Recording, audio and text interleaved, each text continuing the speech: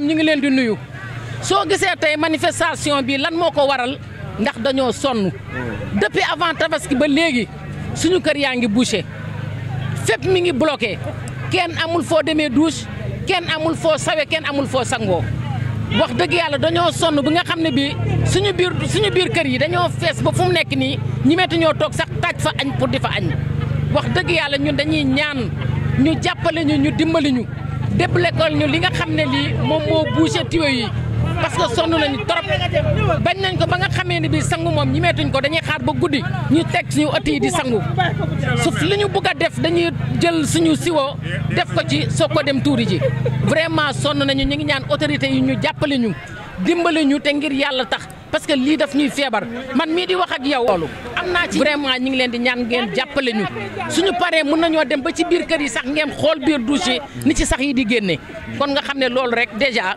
hygiène boobu rek amatuñu benn hygiène te eau de javel bi buñ ko defee bu yàggee duñ ko noyyi ci suñu poumon yi bu yàggee tamit feebar la ñuy andil kon nag ñi ngi leen di ñaan ngir yàlla ngeen wax autorité yi ñu ngi ñuy dégg nañ ñu jàppale dimbali ñu dégager ñu xet bu bon bii au moins ndax ñu vivre ci loo xam ne lii ci lu baax la loolu rek laa amoon. sonn nañ boucher bi métti na.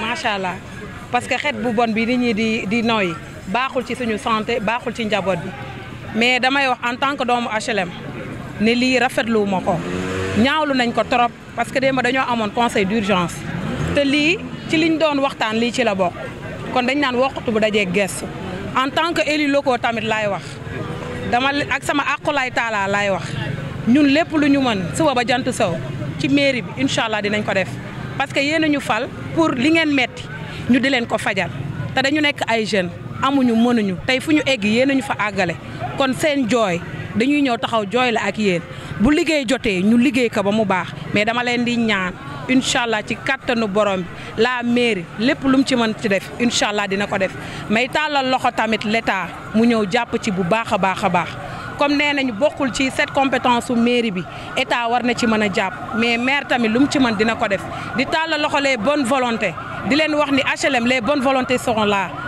ils sont accessibles ñëw leen tàllal nañ leen loxo en tant que doomu HLM liggéey bu rafet bi nga doon def HLM ñëpp gis nañ ko ñëw leen ngeen jàppale le maire ngeen jàppale doomu HLM yi ñu liggéey HLM pour le bien commun parce que amuñu dara lu dul HLM nañu teg casquette yëpp ànd bokk ndey bokk baay doorandoo xàccandoo pour l'intérêt de la population mais lii ci kàttanu borom bi dina dañ incha allah merci.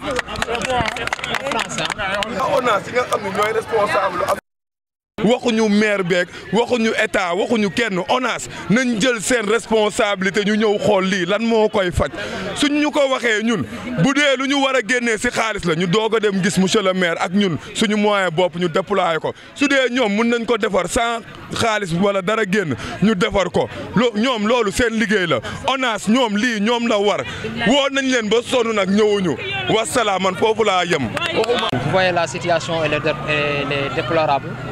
Ça fait 2 mois que nous vivons dans cette situation drastique, une situation trop grave. La population des HLM qui n'arrive pas à respirer. Et en tout cela, moi je me demande où sont les autres. Ils ne sont pas là, on ne les a pas vus.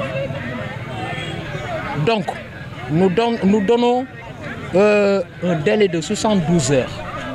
Que ça soit, ils me regardent à la télé, je parle avec eux et je n'ai pas froid aux yeux. 72 heures qu'ils viennent régler la situation. Sinon, à partir de cela, nous allons bloquer tous les édifices, en commençant par la mairie. Merci beaucoup. Vous voyez ce que ça fait actuellement. Actuellement, les HLM vraiment sont débordés. Trop débordés par les saletés, par les, comment dirais-je, la canalisation.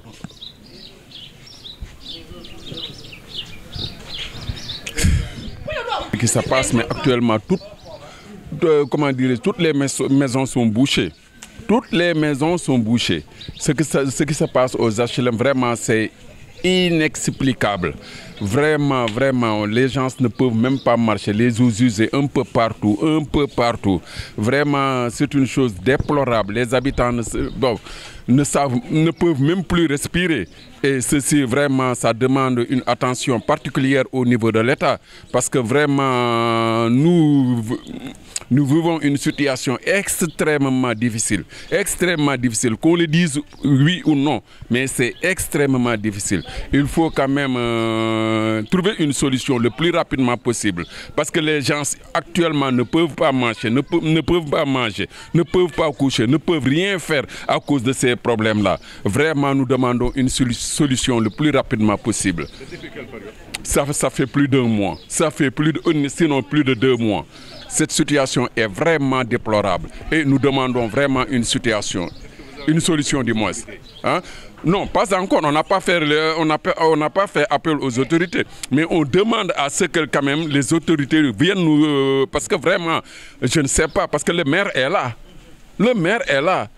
Même si les habitants vraiment ne demandent pas, c'est eux qui doivent faire comme le tour des HLM pour savoir ce qui se passe. Et à l'heure actuellement, nous vivons une situation extrêmement déplorable. Et on ne sait pas comment on fait. Comment on fait, on ne sait pas. Les gens ne peuvent pas marcher. À chaque fois que tu marches, il faut que tu bouges ton nez pour pouvoir marcher.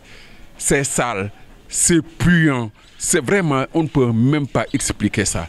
Et nous demandons une solution vraiment le plus rapidement possible. Parce que cette situation-là, c'est une situation qui ne dépend pas, comment dirais-je, du maire. Mais le maire peut quand même demander à l'État de faire ça. Parce que ça fait pas quand même du ressort du maire.